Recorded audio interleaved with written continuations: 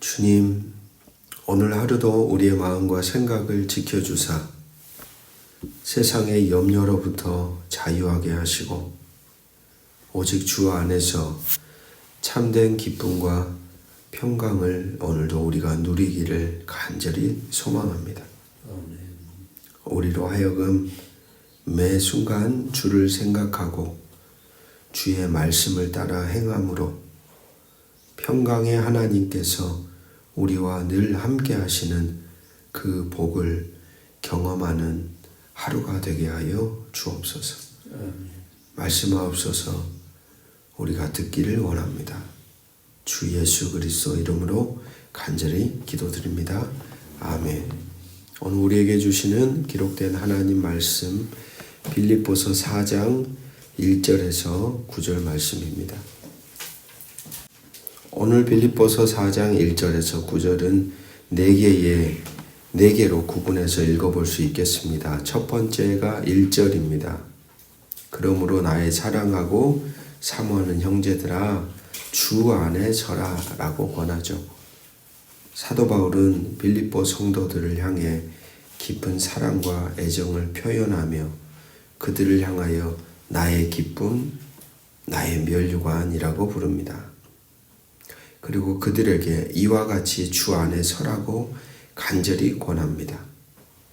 여기서 서라라는 이 표현은 군사 용어입니다. 적군의 공격 앞에서도 자신의 자리를 굳건히 지켜라 라고 말하는 의미죠. 여러분, 우리의 신앙은 반석이 되시는 주께 깊이 뿌리를 내려야만 합니다. 주께 깊이 뿌리를 내릴 때 요동치지 않습니다. 흔들리더라도 다시 굳건히 일어섭니다.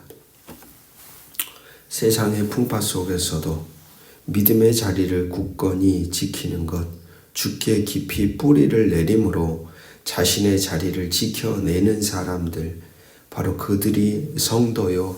그것이 바로 성도의 능력이죠. 오늘도 우리의 삶의 뿌리가 어디에 존재하고 있는지를 되묻기도 합니다. 오늘 우리 인생의 뿌리가 어디에 있습니까? 그 뿌리를 우리는 무엇으로 만들어가고 있습니까? 질문하게 됩니다. 2절에서 3절 주 안에서 같은 마음을 품으라 나의 동역자들을 도와주라 라고 말합니다. 바울은 빌립보 교회 안에 있던 유오디아, 순두계라는 두 여성에게 주 안에서 같은 마음을 품으라고 구체적으로 권면합니다. 아마도 그들의 불화가 교회에 근심이 되었던 것으로 보이며 바울은 그들이 그리스도의 마음으로 다시 하나가 되기를 바랬습니다. 더 나아가 바울은 자신의 참된 동역자에게 과거에 자신과 함께 복음을 위해 힘썼던 이 여인들과 다른 동역자들을 도와줄 것을 부탁합니다. 여러분, 교회 안에서의 갈등은 오직 그리스도의 마음으로 서로를 이해하고 용납할 때에만 해결됩니다. 교회 안에서의 갈등과 관계의 단절은 오직 그리스도 예수의 마음으로 서로를 바라보고 자기 자신을 바라보고 그것을 용납하고 품을 때에 비로소 해결됩니다. 그것이 바로 교회 공동체의 특징이죠. 세상 안에서의 갈등은 법정으로 가서 결국은 모든 관계가 다 찢어지고 깨져버립니다. 판결이 나더라도 그로 인해서 받아들이는 일들이 일어나기보다는 서로에 대한 적대감이 더해지죠. 하지만 신앙의 공동체의 가장 큰 특징은 관계가 깨어지지 않는다는 데 있다고 저는 확신합니다. 갈등이 있고 아픔이 있고 고통이 있지만 예수 그리스도의 마음, 그 마음이 서로 안에 있기에 결국에는 다시 이어지고 연결되고 다리가 놓아지는 것이죠.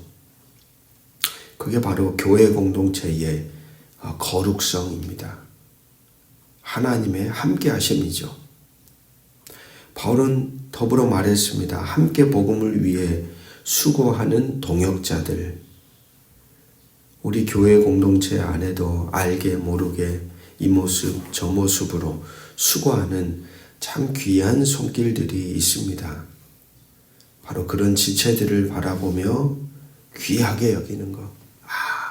참 고마운 분들이구나 라고 여기며 함께 돕는 것이 바로 신앙의 아름다운 모습, 공동체의 아름다운 모습입니다. 4절에서 7절에 바울은 권합니다. 주 안에서 항상 기뻐하라. 아무것도 염려하지 말고 기도하라. 바울은 주 안에서 항상 기뻐하라고 반복해서 강조합니다. 주 안에서, 주 안에서. 앞단락에서는 주 안에서 뿌리를 내릴 것을, 이번에는 주 안에서 기뻐할 것을 반복적으로 강조합니다. 왜냐하면 이것이 그리스도인이 의지를 가지고 지켜야 할 소중한 덕목이라는 거예요. 그냥 알아서 기뻐해지는 게 아닙니다, 여러분. 항상 그냥 기쁨이 주어지는 게 아니라는 거예요. 내가 의지를 가지고 주 안에서 기뻐하는 삶을 살아가야지. 이런 삶을 내가 꿈꿔야지. 지켜야 한다는 거예요. 또한 다른 사람을 너그럽게 대하는 너희 관용을 모든 사람에게 알게 하라고 권면하며 주께서 가까우시리라는 인식이 기쁨과 관용의 힘이 된다고 말합니다. 그리고 아무것도 염려하지 말고 다만 모든 일에 기도와 간구로 너희 구할 것을 감사함으로 하나님께 아뢰라. 그리하면 하나님의 평강이 그들을 지켜줄 것을 약속합니다. 사랑하는 말씀의 동역자 여러분, 하루에도 수도 없이 변하는 우리의 존재 상태를 우리는 마주하죠.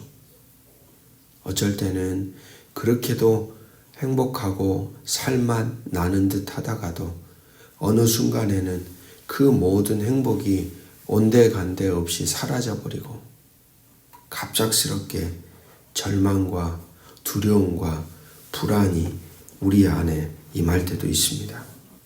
이처럼 우리의 상태, 안과 밖, 우리의 환경 하나하나 이런 것들은 바로 우리에게 기쁨을 줄 수 있는 요소들이 아니라는 말입니다. 간혹 그렇지만 우리는 그것에 많이 의지합니다. 그것에 마음을 쏟아버립니다. 오늘 사도 바울은 그것을 바라보며 말하는 것처럼 들립니다. 사도 바울은 지금 감옥에 있죠. 환경으로 볼 때 그에게는 기쁨도 감사도 어떤 행복도 없는 상태입니다.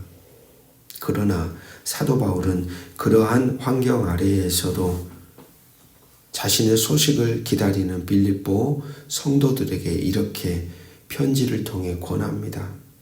여러분의 기쁨은 환경이 아닌 주님 안에 있습니다.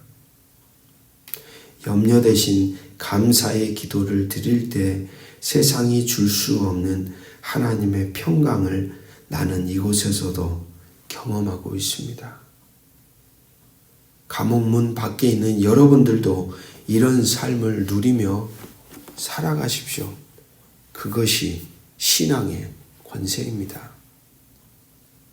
그리고 더 나아가 너그러운 마음으로 다른 일을 대하는 것이 주님의 오심을 기다리는 성도들의 가장 아름다운 모습입니다.